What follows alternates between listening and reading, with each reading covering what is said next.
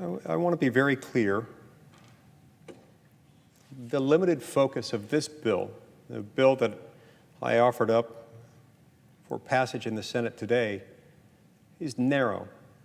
It has one purpose: that for those Americans who have a medical concern and who had been advised by their doctor based on some condition associated with their health that they should not get it, they shouldn't have to choose between getting vaccinated and losing their job.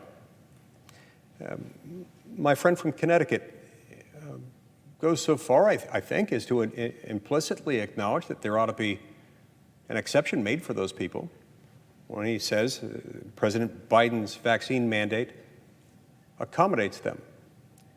Well, there's a problem with that. President Biden hasn't issued anything. He has suggested, along with members of his administration, that there might be some accommodation for them. I'm not sure what that means. Neither is corporate America. A lot of corporate America, acting on the advice of legal counsel and human resources departments, tends to be adopting rules already. Some of them take exceptions like these into account, others do not. Look, it's really not too much to ask to suggest that if you're going to impose a sweeping mandate like this, that you ought to have some protection for people with complicating medical conditions who, on the advice of a board-certified physician, choose not to get it. Now, again, this does not mean that I'm okay with the rest of the mandate. I'm not. And I respectfully but very strongly disagree with my friend's characterization that this is just fine for the federal government to do. The federal government lacks general police powers. The lion's share of the authority within government in our system lies with the states and their political subdivisions. Our national government is in charge of just a few basic and distinctively national matters: national defense, a uniform system of weights and measures, trademarks, copyrights, and patents, regulating trade or commerce between the states with foreign nations and with the Indian tribes. There are a handful of others, but there is no power in there that just refers to providing generally for laws to make the American people safe and healthy. Those powers exist in America. They just aren't vested in this government. It doesn't mean that states and localities will always exercise that power wisely or prudently or compassionately, but it means insofar as you're going to act through government, that's the appropriate place and not this one. Now, my friend from Connecticut then responds by saying, yeah, but the power's still there anyway. Even if I were to assume his point, that the power of the federal government somehow extends to an individual vaccine mandate, which it doesn't, and I'd challenge him or anyone else to cite what provision of the U.S. Constitution it is that provides that authority. But even if we were to accept the premise, just for purposes of discussion, that the federal government may exercise such authority, the president may not exercise that authority alone.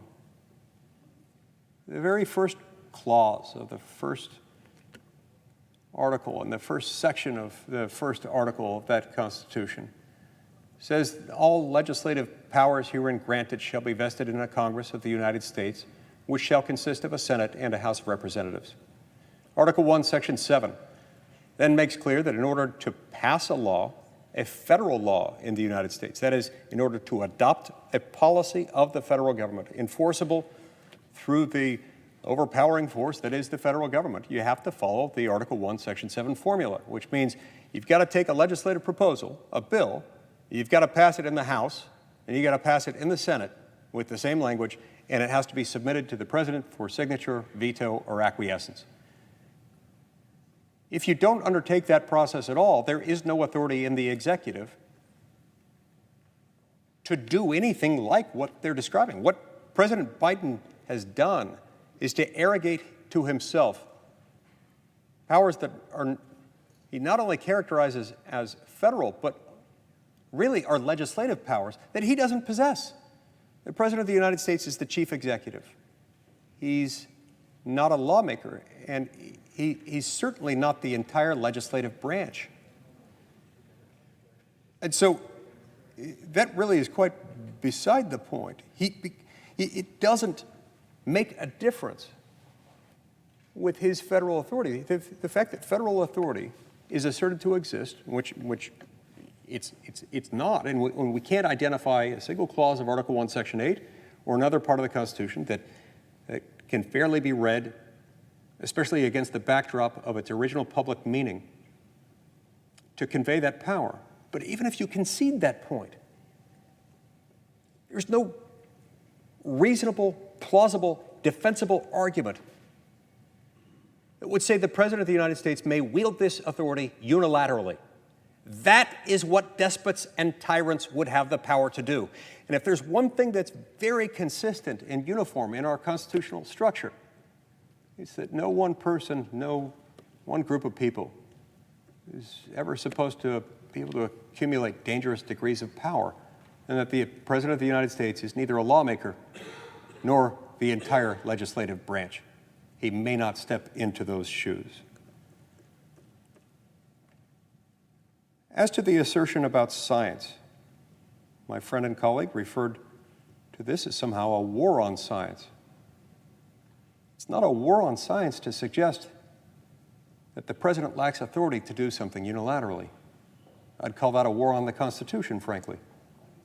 It's not a war on science to say that whenever a government acts, it ought to do so out of an abundance of caution and out of respect for the people, to provide reasonable accommodations to individuals who have medical conditions that make them uniquely vulnerable to what the government is inclined to require. Again, this mandate is unconstitutional. It doesn't make the vaccine bad. In fact, the vaccine is a blessing. And I think the American people have been made safer as a result of it. That doesn't mean every American must get it. It certainly doesn't mean that it's any of the federal government's business to tell people that they have to choose between getting the vaccine and losing their job, especially with regard to individuals who have pre-existing medical conditions that would make it dangerous for them to do so in the judgment of their board-certified medical physician. That's wrong. That's absolutely wrong. Now look, COVID-19 has imposed a lot of tragedies, and it is heartbreaking. A number of people we've lost to it, including the individuals who have died in the last month at Tallahassee Memorial Hospital, who he mentioned. Every one of those lives is of infinite, eternal value. Those are unrepeatable lives lost to a deadly pandemic. My heart goes out to each one of those souls who has departed along with their families. We're reminded of the lives that have tragically been lost to COVID-19 by an exhibit that's been up on the mall, up around the Washington Monument. It's beautiful, really. They're little flags, small flags, each of them white, each one representing one of the Americans that's been lost to COVID-19 since it broke out just over a year and a half ago. There are about 700,000 of those around the Washington Monument. From a distance, it looks a little like snow. I come from a state where there's usually snow at the top of mountains.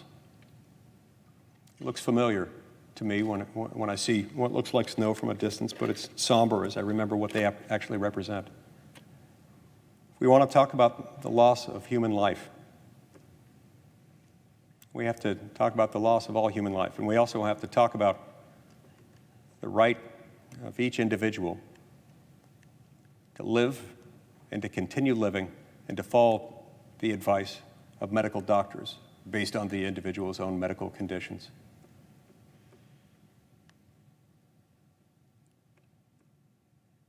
I sometimes find staggering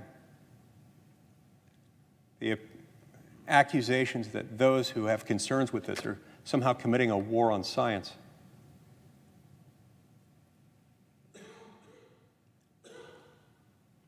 Against which science?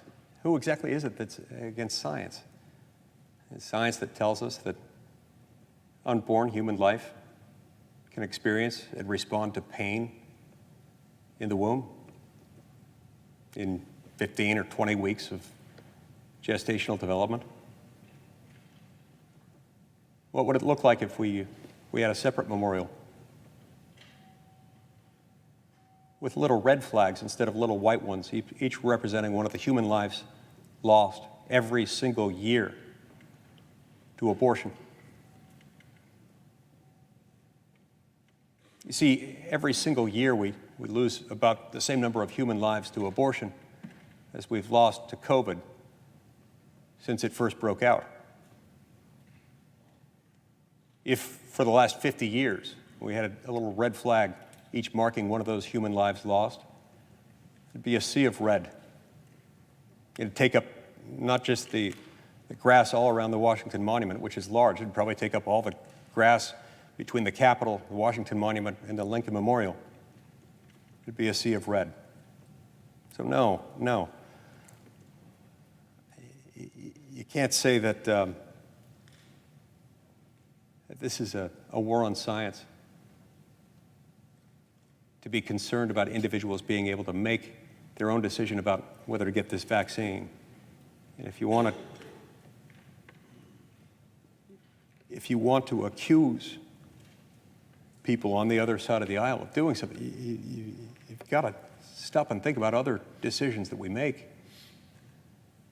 Other decisions that some are willing to defend, decisions that involve a whole lot of human suffering and a whole lot of loss of a whole lot of human lives.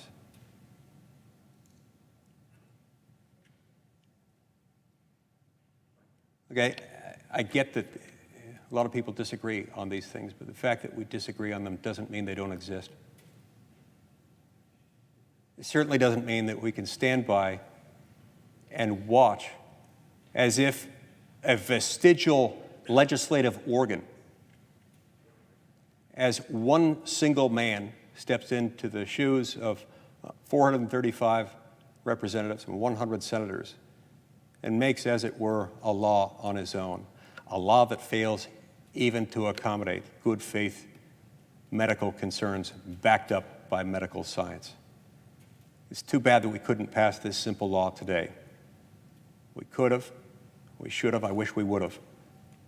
I'll be back. This issue isn't going away, neither am I. Thank you, Mr. President.